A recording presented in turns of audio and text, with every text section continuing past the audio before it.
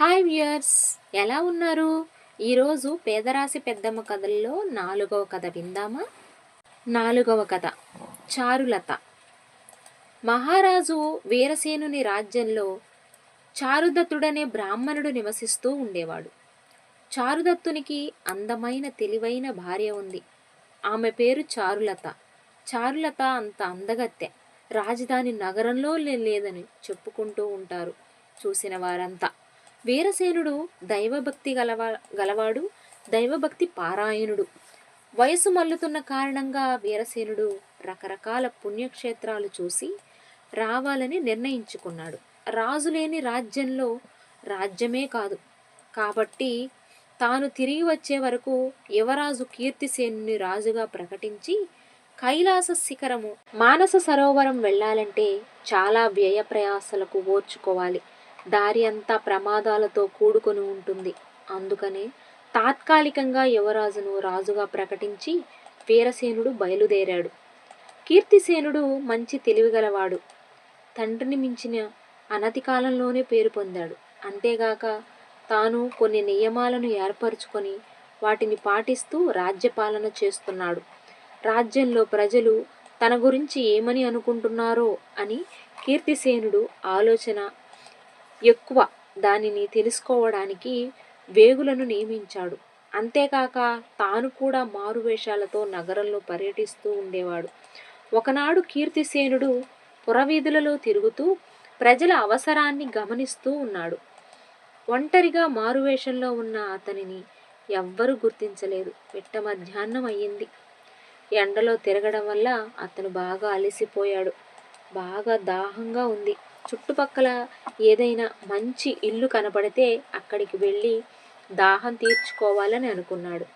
చుట్టూ చూసేసరికి ఎదురుగా ఒక అందమైన భవనం కనిపించింది. అక్కడకు పోయి తలుపు తట్టాడు. లోపల నుండి ఒక యువతి వచ్చి కోకిల కంఠంతో ఏం కావాలి అని అడిగింది. నీరసంతో తలపైకెత్తి ఎత్తకుండానే దాహంగా ఉంది, కాసిన్ని మంచినీరు ఇప్పించండి అని అన్నాడు కీర్తిసేనుడు. ఆమె లోపలికి వెళ్ళి ఒక పాత్రలో మంచినీరు తీసుకుని వచ్చింది. అప్పుడు చూశాడు ఆమెను కీర్తిసేనుడు. ఆమె ఎవరో కాదు, చారుదత్తుని భార్య చారులత. ఆమె రూపలావణ్యాలకు ఆశ్చర్యపోయాడు. దోసిలి పట్టి మంచినీళ్లు తాగాడు. అంతేకాక ఆమె అందచందాలు ఆమెని మనోఫలకం పైన ముద్రించబడిపోయాయి. అక్కడ చారులత కూడా తనను దాహం అడిగిన వ్యక్తి ఎంత అందగాడు, ఎవరై ఉంటాడు అని ఆలోచిస్తూ పదే పదే అతని తలుపులలో మునిగిపోయింది. చారులత భర్త చాటు ఇల్లాలు కాబట్టి వెంటనే తలపై ముసుగు వేసుకుని ఇంట్లోకి వెళ్ళిపోయింది. కీర్తిసేనునికి ఆ రాత్రి నిద్ర పట్టలేదు. ఆనాటి నుండి అతని నియమాలు, పద్ధతులు అన్ని పక్కన పెట్టాడు. అన్నం ముద్ద ముట్టలేదు, నీరు త్రాగలేదు. ఎంతసేపు చారులత ప్రతిరూపాన్ని మనసులో ధ్యానిస్తూ జీవితాన్ని గడుపుతున్నాడు. మంత్రులు, ఇతరులకు ఎవ్వరికి యువరాజు పరిస్థితి అర్థం కాలేదు. 2-3 రోజులు గడిచాయి. యువరాజు చిక్కిపోయాడు. ఒకనాడు కీర్తిసేనుడు తన అంతరింగులలో చారులత అనే ఒక ఆమెను పిలిచి చారులత ఉండే వీధి గుర్తులు, ఆమె ఇంటి గురించి చెప్పి అది ఎవరిది, ఆమె ఎవరు, ఆమె పేరు ఏమిటి అనే వివరాలన్నీ తెలుసుకొని రమ్మన్నాడు. చతురిక చురుకైన యువతి, మంచి తెలివితేటలు గలది.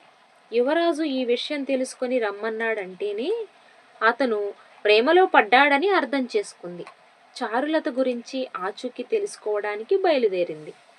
యువరాజు చెప్పిన గుర్తుల ప్రకారం చారులత ఉంటున్న ఇంటిని సులభంగానే కనిపెట్టింది. చుట్టుపక్కల వారిని విచారించి అది చారుదత్తుడనే ఒక బ్రాహ్మణుడి భార్య ఆమె అని, ఆమె భార్య చాలా అందగత్తె, తెలివైనది, ఆమె పేరు చారులత అని తెలుసుకున్నది. ఎంత తెలుసుకున్నాక అసలు చారులత యువరాజు గురించి ఏమనుకుంటుందో తెలుసుకోవాలనుకుంది. కొద్దిసేపు వేచి ఉండి చారుదత్తుడు బయటకు వెళ్ళిన తరువాత ఇంటి తలుపు తట్టింది చతురిక.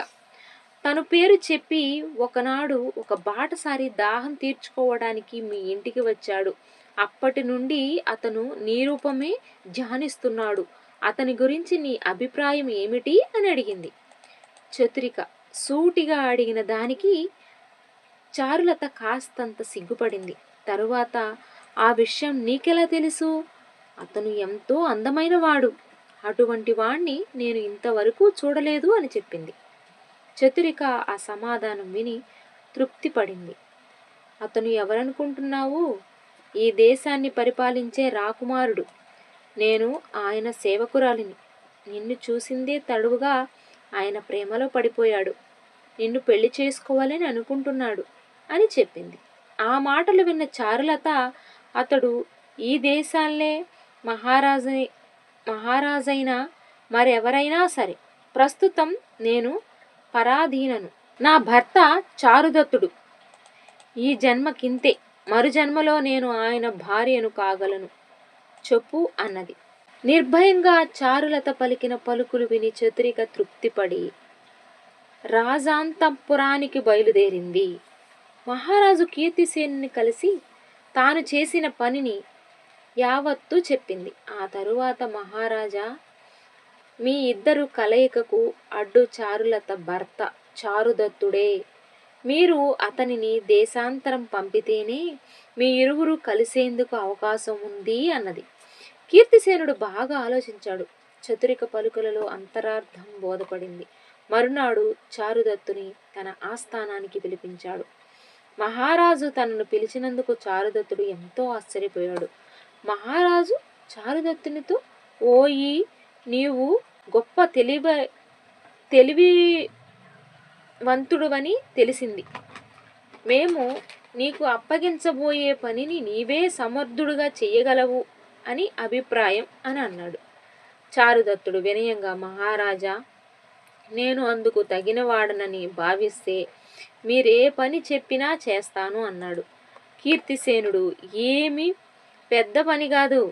మన పొరుగువాని రాజ్యానికి వెళ్ళి అక్కడ రాజుకు నేను పంపే కానుకలను ఇచ్చి మన రాజ్యం తరపున స్నేహబంధాలు కొనసాగిస్తావని చెప్పి నా మిత్రుడైన ఆ రాజుకు నేను వ్రాసి ఇచ్చే లేఖను ఇవ్వాలి, అంతే అన్నాడు. చారుదత్తుడు మహారాజు కీర్తిసేనుడు ఆదేశించినట్లుగా ఒక ఉత్తరాన్ని, కొన్ని కానుకలను తీసుకొని పొరుగు రాజ్యానికి చేరాడు. అక్కడి మహారాజుకు తాను వచ్చిన పని చెప్పాడు. కీర్తిసేనుడు ఇచ్చిన ఉత్తరాన్ని చదువుకొని జవాబు వ్రాసి కొన్ని బంగారు నగలను, వస్తువులను, మిఠాయిలను పంపాడు. చారుదత్తుడు ఆ కానుకలను తీసుకొని కీర్తిసేనుని కలిశాడు. కీర్తిసేనుడు కూడా ఎంతో సంతోషించి చెప్పిన ఆ పనిని సమర్థవంతంగా నిర్వహించాడు అని మెచ్చుకొని ఆ మహారాజు వ్రాసిన ఉత్తరాన్ని చదివి ఆనందంగా ఉన్నదని చెప్పి మహారాజు పంపిన మిఠాయిలను తీసుకొని తన రాజ్యసభలోని వారందరికీ పంచాడు. అలాగే కొన్ని మిఠాయిలను తాను తిని కొన్నింటిని చారుదత్తునికి ఇచ్చాడు. చారుదత్తుడు కూడా వాటిని సంతోషంగా తిన్నాడు. ఆ మరునాడు చారుదత్తుని శవం కోటకు ఒక పక్కగా గల తోటలో పడి ఉండడం కొందరు చూశారు. అతను ఎలా చనిపోయినది ఎవ్వరూ చెప్పలేకపోయారు. ఆత్మహత్య చేసుకున్నాడా అనడానికి కూడా సరైన కారణాలు కనబడలేదు. చారులత పతి మరణించినందుకు తీవ్రంగా దుఃఖించింది.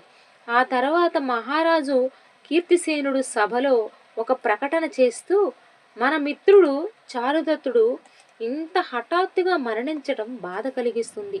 ఇంతకు మునిపే ఎంతో సంతోషంగా మనం అందరం మిఠాయిలు కూడా తిన్నాము. అయితే కుటుంబం గురించి వాకబు చేయగా అతనికి పిల్లలు లేరని తెలిసింది. అయితే అతని భార్య ఇప్పుడు వితంతువు, అందగత్తె కూడా అని తెలిసింది. కాబట్టి ఆమె సరైన రక్షణ కావలసిందిగా బాధ్యత నా పైన పడింది. అందుకే ఇక నుండి చారుదత్తుని భార్య చారులత మా రాణివాసంలో సురక్షితంగా ఉంటుందని నేను హామీ ఇస్తున్నాను అన్నాడు.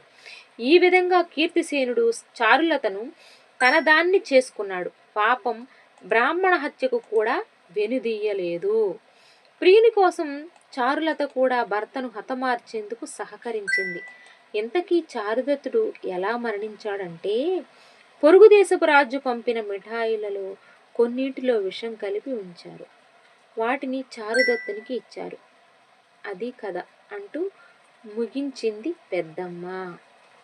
ఈరోజు కథ మీరు విన్నారు కదా, చారులత కథ.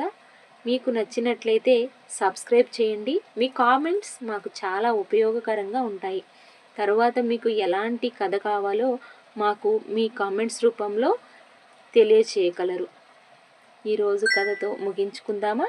రేపటి కథలో మళ్ళీ కలుసుకుందాం.